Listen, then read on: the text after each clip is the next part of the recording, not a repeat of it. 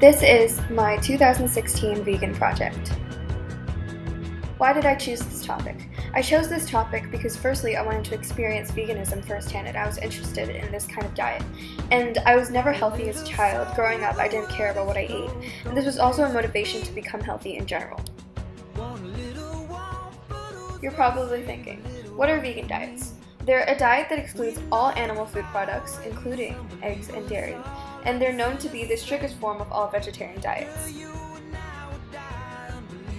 People who follow extreme veganism even avoid toothpaste with calcium extracted from animal bones, soap made from animal fat, and the violence and cruelty involved in the cosmetics, clothing, and other industries.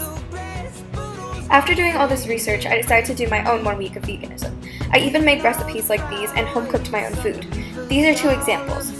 On day 1, I cooked rice, tofu, and spinach, and on day 2, I cooked spaghetti without any meat. Here are some screenshots of the poster that I used to show to family and friends. Is this the fate that half of the world is planned for me? I know I love you, and you'd love to see. Although there wasn't a big change with my weight, if I didn't do this experiment, I wouldn't be as appreciative of the food that I have, at home and at school. I also got to try new things like quinoa and soy milk. I interviewed Sammy Sagal, a 7th grader at SAS that turned vegan in October of 2015, and asked her the question, do you think that a vegan diet is the best diet for teenagers? She says that I think that for teenagers who are feeling very self-conscious or feel like they're not as healthy as they can be, or if they just want to give it a try. For people who maybe don't want to or don't feel comfortable shouldn't go vegan because it might not be right for them. Li Pei Lin, a nutritional immunologist, says that not all vegetarian foods are healthy and nutritious. For example, fried vegetables are high in calories and cholesterol due to the large amount of oil used during deep frying. This burdens the body and can offset the nutrients in the vegetables. The heat from deep frying strips part of the nutritional value and causes nutrient loss. Some health benefits of veganism are lower levels of saturated fat, lower levels of cholesterol, higher levels of fiber, and higher levels of magnesium, potassium, folate, and antioxidants. Some health issues of veganism are possible iron deficiency. According to Livestrong.com, females need 18 milligrams of iron daily, ages 19 to 50, and 27 milligrams of iron daily for pregnant women. Men only need 8 milligrams daily. Also, getting enough calcium, vitamin D, and vitamin B12 is hard. Lack of protein is also another issue. 11 to 12-year-olds need 0.43 grams of protein per pound of weight, and 14 to 18-year-olds need 0.4 grams of protein per pound of weight. Those exercising strenuously need slightly more. Because bone density is determined in adolescence, teens need 3 or more sources of calcium each day, and because of that, many parents and people in general are scared about going vegan. Many parents struggle with this question, should I make my child a born vegan? Well, the good side of this is that going vegan at a young age starts kids on a healthy diet and also helps stop chronic diseases. According to nutrition experts Reed Mangels and Sandra Hood in their work for Vegan Society, when we look at potential long-term health benefits of vegan diets, we find that vegan children have higher intakes of fruits and vegetables, foods that are important for health. However, there are also bad sides to this. A vegan diet doesn't naturally contain enough nutrients that babies need. For example, vitamin B12, vitamin A, vitamin D, and minerals such as zinc and calcium. This could inhibit a baby's growth and further reduce the absorption of minerals and protein.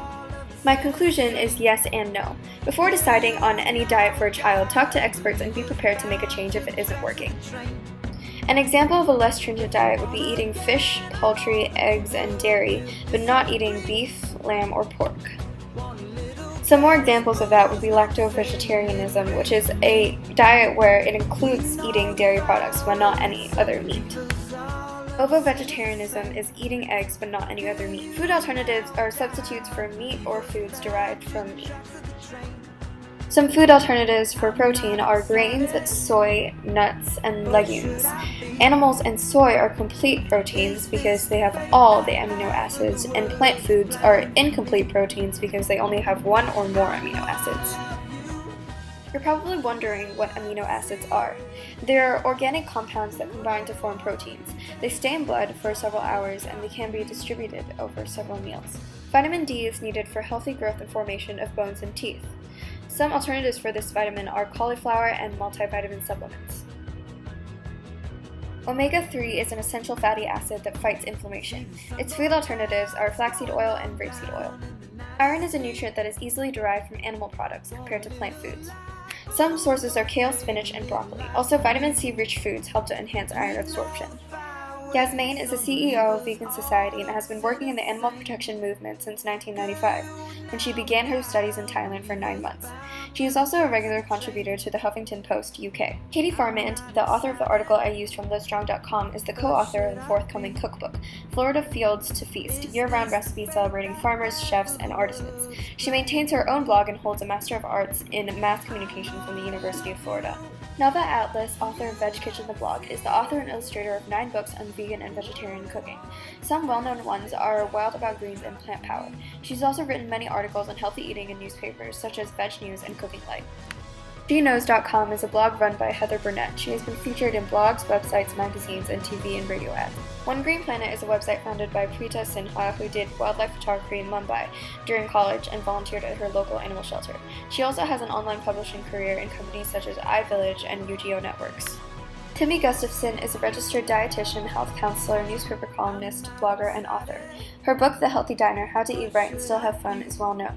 She is also the co-founder and director of nutrition services for Cybernate.com and director of nutrition services for MediConsult, an international health provider.